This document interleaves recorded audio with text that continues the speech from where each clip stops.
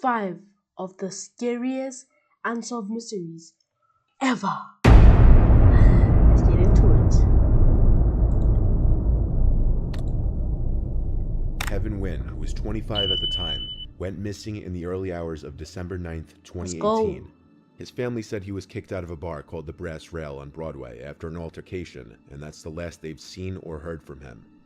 Family, friends, and strangers have been hoping to find him or hear from him ever since. The following Sunday, nearly 150 volunteers and family members gathered at Lakeside Park to continue the search. The family searched the banks of the St. Make sure you Joseph turn and up St. the Mary's volume rivers, and if you also don't the hear area around the nicely. Brass Rail. The following Thursday, they found his glasses broken in the parking lot of the bar. Kevin's family stated that his vision was very bad, and the fact that his glasses were broken and left behind was a very he bad can't sign, see and there's no way he'd properly. be able to make his way around without seeing. Management at the bar told the family that Kevin had entered the bar 4 times the night he went missing. There's an Arby's down the road from the bar that had given the family 2 videos. They show Kevin walking by the restaurant alone, one around 1:40 in the morning, the other around Wait, that's 2:45 in actually the him? morning.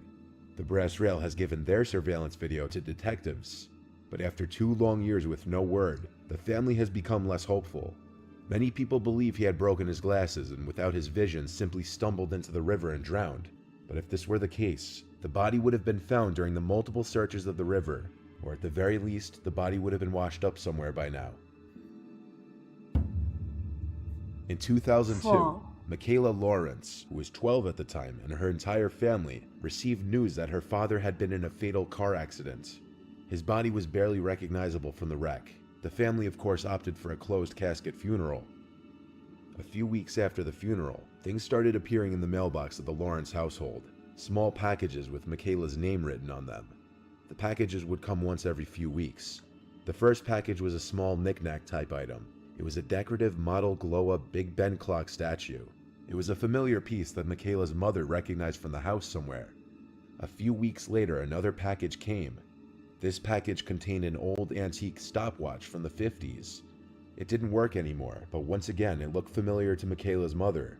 None of the packages said who they were from or where they So apparently, their father passed away, and then the girl Michaela kept receiving gifts, which it's not written where is it from, and then it's just random gifts.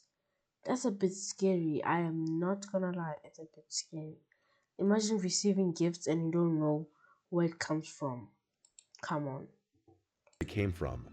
A few more weeks I think later, it's a on stalker. Michaela's 13th birthday, a card in an envelope ended up in the mailbox, and written on it was Michaela's name again. The card was a happy birthday card, but once again the mother recognized this card and the handwriting was familiar. It was the handwriting of her thought-to-be deceased husband, but it was a card that the couple had given to their daughter years ago, and it was signed Love Mom and Dad.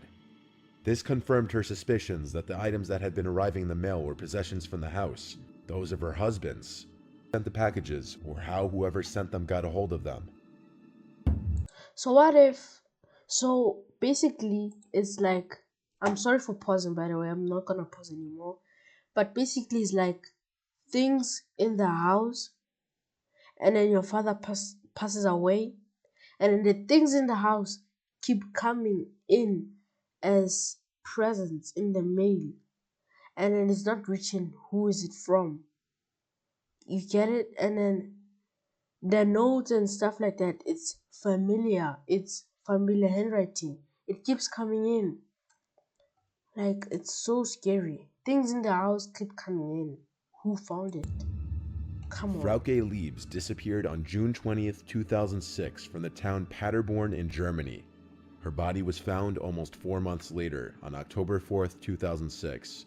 The circumstances of her disappearance are mysterious, especially since she's believed to have made contact with her friends between her disappearance and her death.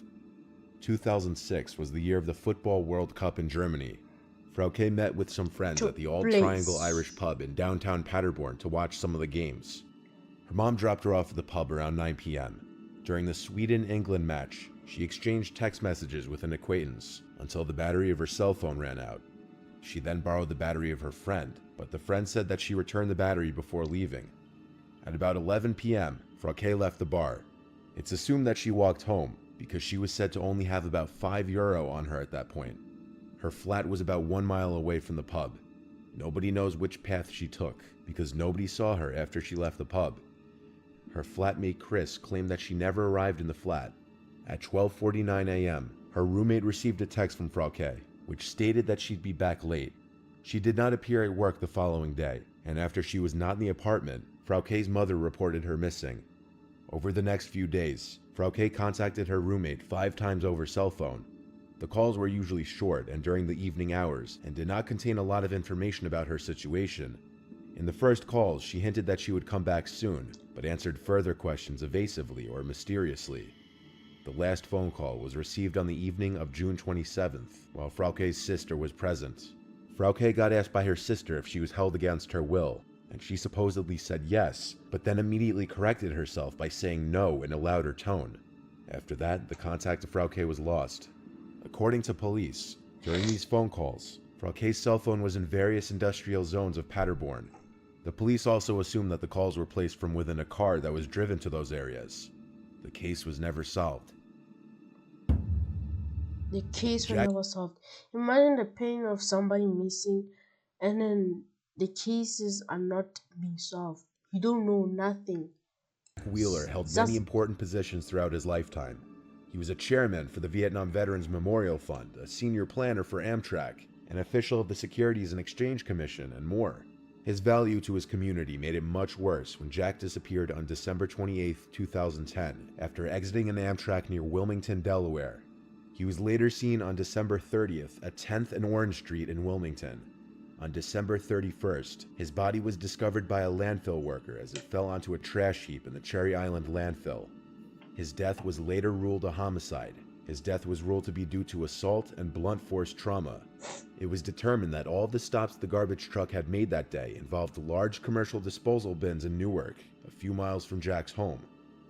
Prior to Jack's death, he was cited several times. On December 29th, he was cited at the Newcastle County Courthouse parking garage. He was disoriented and wearing only one shoe. He tried to gain access to the garage on foot, claiming that he wanted to warm up before paying the parking fee. He told the attendant that his briefcase had been stolen, and he kept claiming that he wasn't intoxicated, but the attendant didn't believe him. It was later determined that his car was in a different garage.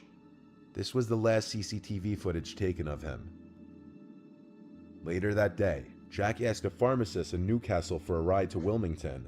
He reportedly looked upset at the time. The pharmacist offered to call him a cab. He then left the store. On December 30th, he was seen wandering around various office buildings. Several people asked if he needed help, but he refused any assistance.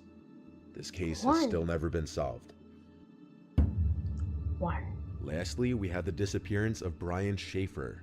In 2006, Ohio State student Brian Schaefer went into a bar and never came out. He was out with 2 friends one night and they went to a bar called the Ugly Tuna Saloona. This bar had a front main entrance and a back entrance for staff and entertainment, both of which had cameras pointed at them. Around 10 p.m. that night, Brian called his girlfriend to tell her that he loved her. Soon after, Brian is seen on camera entering the bar, and then later seen stepping out of the bar to talk to 2 girls before going back inside. Minutes before the bar closed and they were preparing to leave, Brian told his friends he was going to talk to the band. Brian walked away out of sight and his friends waited for him, but he was never seen again. This was not a large bar, and the band does not remember talking to him. On top of it, the cameras never caught him exiting the bar. No one knows what happened to Brian after he walked away from his friends, or how he left the bar, or if he ever did for that matter. An FBI agent who was specialized in facial recognition spent a long time analyzing the security footage of the bar and watched every person who came in and out of the venue. He never identified Brian leaving, but years later, after he had stopped working on the case, he was at an Ohio State football game and saw someone across the crowd that he couldn't help but think looked very much like Brian. In fact, he bore such a resemblance to Brian that the agent had to go and talk to him. It turned out it was Brian's brother, proving just how good the agent's facial recognition abilities were. Brian's girlfriend called his cell phone every day for weeks, and it always went straight to voicemail until one night when it actually rang 3 times, then went to voicemail. This was unexplainable. The truly weirdest part about this whole thing is that the last footage of Brian was him re-entering the bar. No footage was ever found of him leaving the bar, which has led to theories that he never did leave. To this day, no one knows where he is. Wow. Wow, that's it. That's the end. And the five, this was really pretty scary because they just go missing and then nothing happens. Nobody knows anything. It's so shocking, and like it's puzzling you. It's making you curious on what actually had happened. But anyways, that's it for today's video. If you did enjoy, please like and subscribe. I'll see you guys.